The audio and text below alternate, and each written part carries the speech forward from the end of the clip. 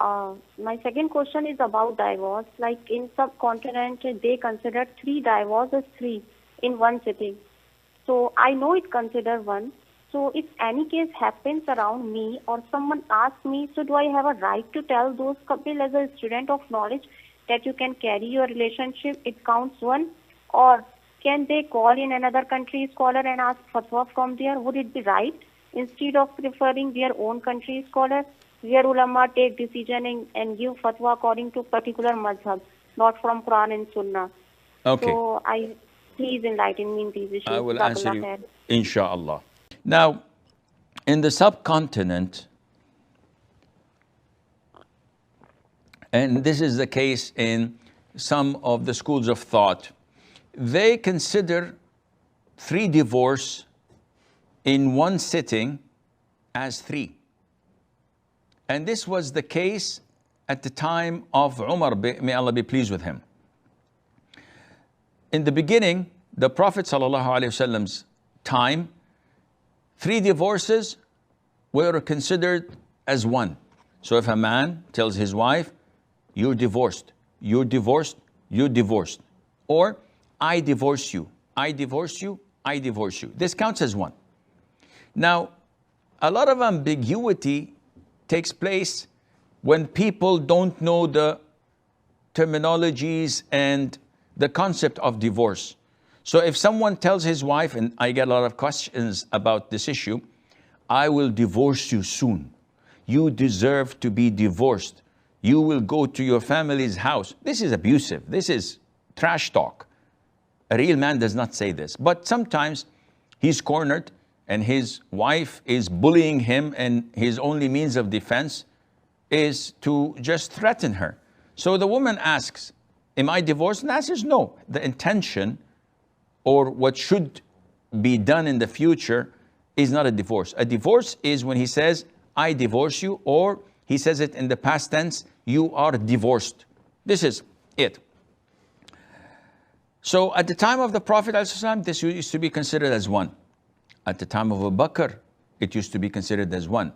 In the beginning of the time of the reign of Umar, may Allah be pleased with him, it used to be considered as one. But later on, people started abusing the right to divorce.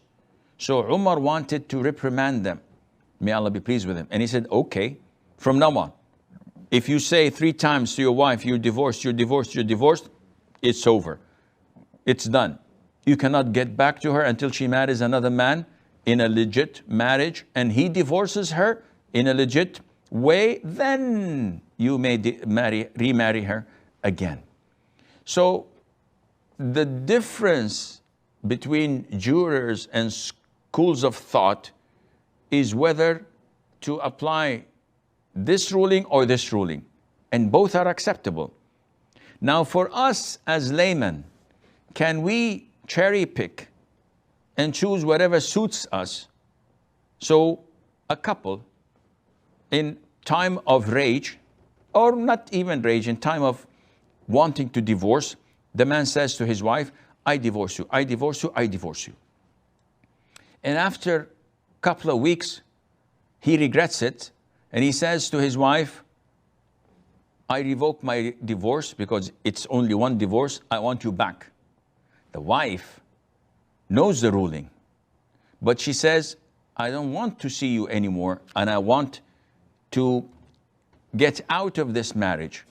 And according to some jurors, this is 3 divorces. To the Hanafi, for example, according to the Hanafi school of thought, this is over. And in order for me to marry you again, I have to remarry another man. So they have a dispute.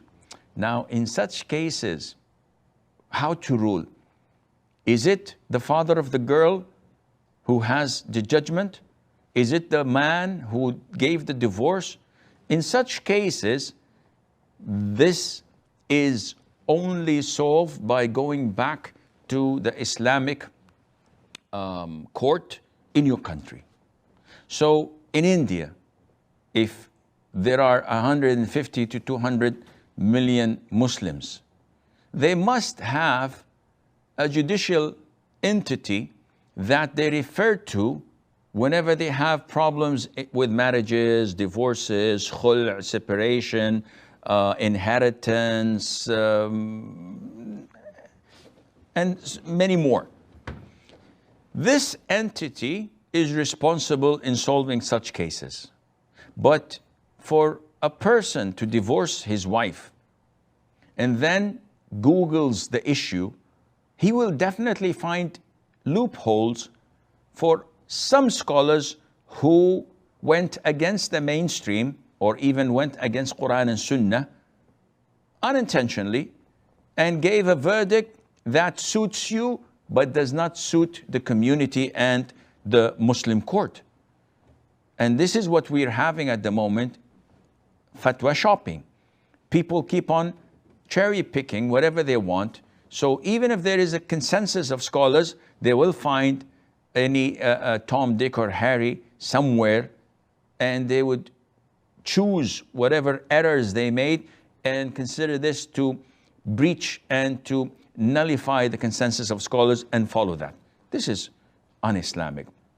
So therefore, Kalthum, when there is such a situation and there is a judicial entity like a Muslim court or Sharia board or an Islamic center that is authorized to give fatwa in such issues in India or in any other country, Muslims have to go there. It is not permissible for me, whenever I divorce my wife, for example, and then this is the third divorce and she is in her, she was in her menses. The four schools of thought say that divorce is active and correct.